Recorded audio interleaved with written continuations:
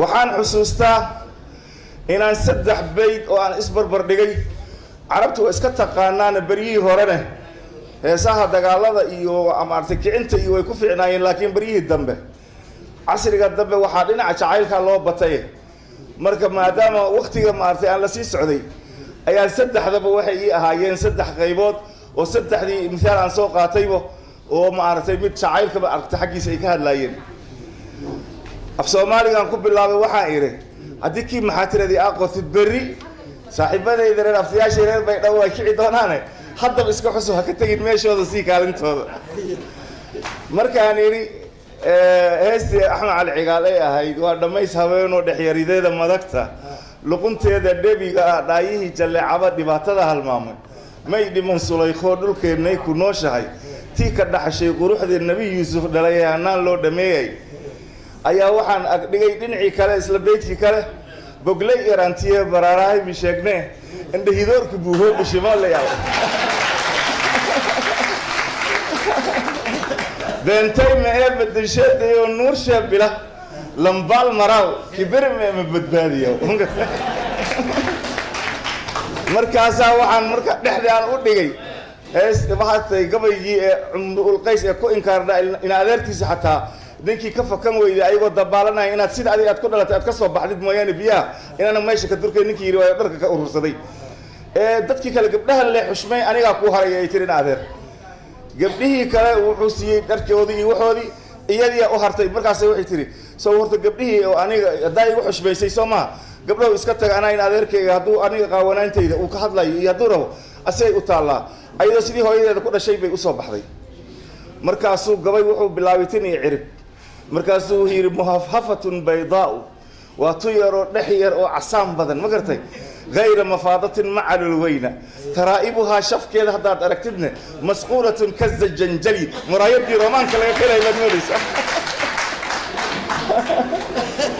وحال حسوسنا معلم في السوداني قعدتوا يسوتاي أضيت دوات الجروها وحال اللي قعدت هذا معلم معي بالله عليك إيسار ويرميش أمان تساوون عيسى نحن يري قوان الصومالي عرفت يقدر ويرتين صومالي إيسار ماشي runtii waxaan jecelnahay runtii afkeena waa qaali waa hodan in ma aragtay dadka aqoon-yahanada ah in sidaan oo kale inay kaalintooda aysan ku ekaanin in af Soomaaliga markii la qoro kaliya haddana meeshiisa baasha risaala tabliiqi oo kale sorry in maanta loo gudbiyo adduunka intiisa kale waayo hodantinimada afkeena you can't imagine waxa uu ku fadhiyo nin black american anaga wuxuu yiri haddaan idinka aan ahaan lahaa Soomaaliya luqad carabi inaan soo barto iyo wax la mid ah ma u imaadeen Khartoum waayo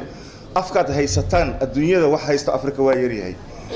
luqadiina idin dhaafin yaana la idin kala dirin waa inaad ku dhaganaataan dhaqankiina iyo hidihiina iyo luqadiina marka aniga runtii ayda waqtiga aad u yar yahay kaliya waxaan doonayaa inaan xusuusiyo aniga badanaaba xoogaa yar suugaanta geeleyda oo ayada meel waliba buuxisay xoogaa yar mar waliba waxaan ka keenaa ma aragtay su'aal واتي مركي دم بيقول لي تيسال لي وجا إن أنا قبي حتى أنتري وأنا قبي يجيب بيزاني أنا كأني وقت المركب واي قلت ورجع بعكس يحدو بوشش كوي دي هاي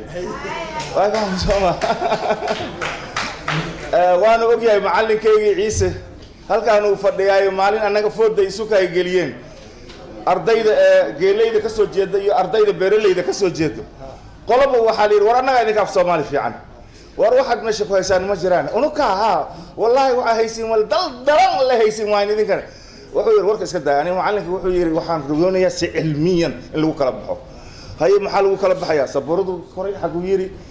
لغو مود مديحو دشي سيدكتي ما مدقه ما قرتي امانتا غبدا لا سيي maxaad ku arki kartaan dadkeenan qoladii galeedu waxay tiri oo fi mintaha daraja min ar-raw'a wa meeshii ugu dambeysay amaan gabar la siin lahaa maxaa geelo ka qiimo badan oo sidii madaxii wixii gabadha lagu amaanay hay idinkana beeraley anaka ha bocoraad tahay waa batiikhowdi biiqaadkana waa bislaad agaas rabax mina itiraadid waa iska baxaa boqolay banan تحليل على قلب مركز تحليل وحالي وحاسي وهذا محل بدل لنا اسكو دفاع إنسان أو نمو متك كلا وده يا مرتدينا أي غالية nimankan waxay yidhahdeen annaga geela tan ugu qiimo badan annaga aan haysano ee qof Soomaaliya hadduu intaa heli karo wax ka qiimo badan oo nafta oo bani aadamka ay milkin lahayd ma jirtaba wallaahi annaga laftirkeena beeraleyda sidaas oo kale haddaaba aad bocor ku yaala guriga baahi beelaysaa wax cabsi iyo wax dareen inaad gaajotid ma qabtid way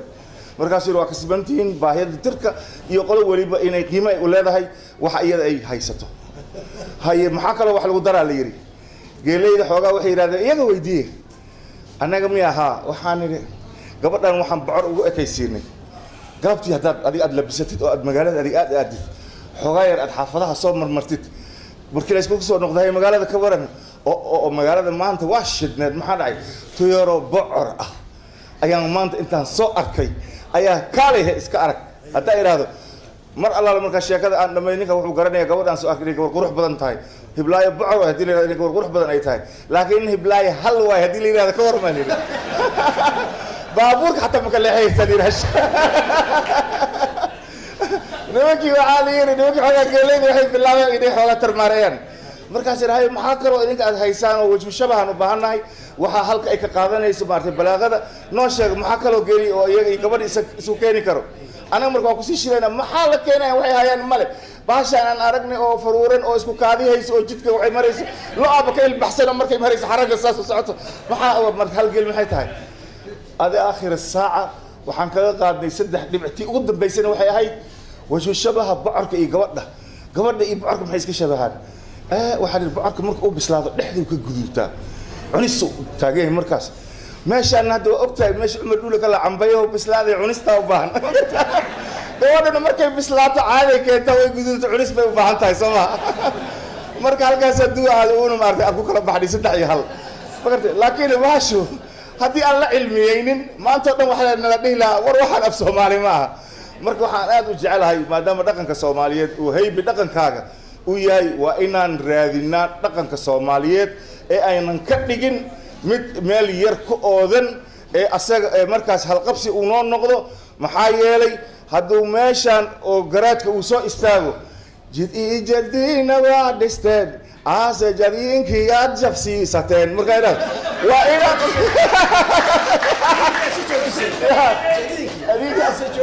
jadiinkii aase joojiseen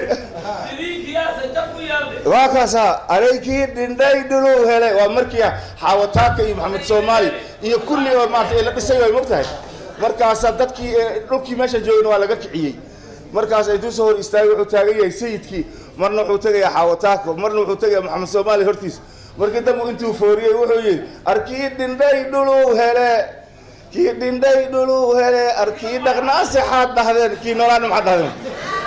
balaaqay uu xambaarsan yahay iyo wax uu guwan yahay yani hadaanan la qiimaynin ee wax lagu qoqoso oo kale laga dhigo waxay keenaysaa wax ay dhacday maayin la dhakee mahaatirina walka dhakeelay wax oo ay keentay inchaarkii la yiraahdo ya marka waxaan aad u jeclaan lahayn Soomaalida multicultural way hadii la yiraahdo ceeb ma aha Soomaalidu waa isku dhaqan laakiin beeraleyda dhaqan ay leedahay xeebeleyda dhaqan ay leedahay xoolo dhaqatada dhaqan ay leedahay markaan aniga hadda aan YouTube lagu soo shubay marka aan leeyahay ninka mar allaala markii xaaja la soo fariisto sheekada markii la bilaabo afdaboolan dahab intuu u yiri oo iska gaabsaday iyo ninka qaylshaama qado oo soo istaagay anaka iyo nin sharci niman shantaada ka celin sharci kama celiyo iyo faataxa ku dhashay faataxa madiido lamadooda haday wada hadlayaan ka warwada ya ceeb khasaara karoon iyo ceeb waa laba af maroojis shakadiisi marka waxa waaye waa inaan anaga waa inaan raadinaa dhaqanka waxa waaye aanan ku xirin meel ku qufulin Soomaalidu ma aha dad faroojo oo dagaal u joogo thaqaafadeeda dhan dhaqankeeda dhan uu yahay dhaqan xunfi ah Soomaalidu dad nabadgelyo waaye ma garatay hadii uu maanta fiiri qof aanan waxba istaahilin oo meel aanan ku haboonayn ayaa مثلا xil loo dhiibay kaba soo qaat nin reer xamar hadii maanta adeeg aad tiraadid ninkii xilkii ku dheeli warkiis ma badnano maamaadiis يا أخي أول اللي يرينه موتودو هاندي ربطة بقولت موتودو هاندي ربطة بقولت ويرته بركة موتني ما أنا كسر يتدي أو دي تتأسي إنه إسديله تتكلم إسديله مركة وحي وباهته بارته فوم ينظام لغوه وهالشيء الأساس وكله أي ربطة مش إنك أكو هبوين هدانا اللود بيبين أما شغل أكبرناي أما عوسن قرني إن هدو يراد وسمينا dhibkaasaa ka imaanayo laakiin haddii mahmaayo kale oo si adag ee loo raadiyo kan aananba noqonin wax loo soo qaadan kara tusaale waxaa imaanaya competition siraac oo bayna lahajaad oo soomaalida dhexdeeda ah markee afka waa isku hal lingua franca halaan leenahay laakiin lahjooyinka qolo weliba waana nidaamka linguistica uu ka dhisan yahay 40 kilomitir haddaad socotid 40 kilomitir wixii ka dambeeya wuu isbedelaya afkaaga waxaa la yidhaahdaa abubakar ayuu ka soo galay jasiiratul carab asagoo magacaas abubakar u yahay mar allaale markuu waqooyiga uu soo galay abokar buu noqday abuudii waa hartay abokar buu noqday ismaaciil cali abokar markaas waa soo marteen asagoo madaxdeena reer waqooyi ah haye mar allaale markii asaga markaas gobolada dhexe u yimid maxaa noqday abukar sooma abukar abo meesha dhahay abu aadqot abu xogaar ba oo khafiif ah mar allaale markuu deexda soo gaaray abikar buu noqday markuu xamar soo galay ikar buu noqday mar allaale markuu afgoy u tagay ikow uu noqday magarta mar allaale markuu baraawo xaggiisa aaday bakar buu noqday magarta xaggaa iyo markuu daafeedkiisu gudbaayay awukey uu noqday istaas halkii magaca waa fiiriya meeqaa uu sameeyey maartay oo isbedel marka ceeb maaha marka kana sax ee kayga macaan badan iyo kaaga kan waayo hal iska dhaafo arinta waxaan rabnaa Soomaalidu waxa ay ku wada hadlayso dhawaawada af Soomaali lahjooyinka kala duwan waxba barabale maaha luqadu waa mid laakiin hal la tixgeliyo maartay dadka kale ee ayagana dhaqanka ay leeyihiin beeraley keeda hal lagu tixgeliyo xoolo dhaqatadu hal lagu tixgeliyo hal la isu keeno qawaamiista hadda waxa laga yaabaa erayo fara badan oo laga helayo lahjooyinka beeraleyda iyo xeebaleyda oo qaamuuskeena uu ka maqan yahay calaashaan leh xoolo dhaqatada keeda ka buuxa xataa manaahijta waxbarashada waa loo alifayno haddii la waayo wax beeraha laga heli karo fiiri kuliyatu ziraaca manhaj loo dejinaa nin geelleeya dejinay ka bacdi maartay oo bixinay eray bixintii maxaa la yiri mataqaana kamuunada ee qasabka ah ee sinobisyada alano ayaa loo bixi alano waryaa muslimiintan iyo hiiraa laga soo bilaabo ilaa aad ku geysid kansuuma waxaa loo yaqaanaa kamuun qasabka kamuun buu samaysan yahay saas xubin waxaa la yiri maxaan dhahnaa alano waa inaan bixin alano waa wax gariibka af Soomaaliga waa la alifi waa la sameeyay beerab laga soo qaatay waa yaalaan xataa inta laga bilaabo 3 kilomitir ama balcad aad ama afgoy aad war maxaa beeruhu kan ay yiraahdaan kan alan meesh alan ma kan kamuun way hay aysan waa ka maqan af Soomaaliga war gabadhan maxaad u tahay abti adigana maxaad u tahay abti aysan baaba taashay koon abtanaga toon aysan ha noqoto af Soomaaliga maxaa faqiir looga dhigaa waa baqani marka wax badan baa jira u baahan in la isu keeno af Soomaaliga waa hodan hadda korna waa ogtiin ustaadkayga waa fadhiya wax la yiraahdo kuma jira yiraahdeen af Soomaaliga hadduu ku jiran waa hal carabi ah gacantan taagaysa boosiya ma dalxa ilaaqta baa waday naga joojiyay waa jira af Soomaaliga wax ku dhamaado xaj kaliya ma baanka baj akamid ah baj waxaas waa imaano ma alifay suugaan ku kan ama ma ku kan taas leemi ahaan bajkan sataa iyo bikil duuga taaba bilis waxa anaki beer abuurtaali أنا شو قال واحد يلاقي قال واحد يلاقي قالوا ما كان شيء يلاقي هو حبيبي يا حبيبي اللي يلاقي كان اللي يلاقي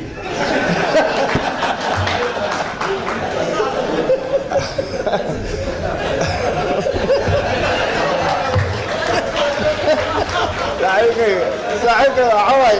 صاحبك إذا جاء يجي عسوسي وعيني أنا واحد ما حدنا لكن واحد ما دعنا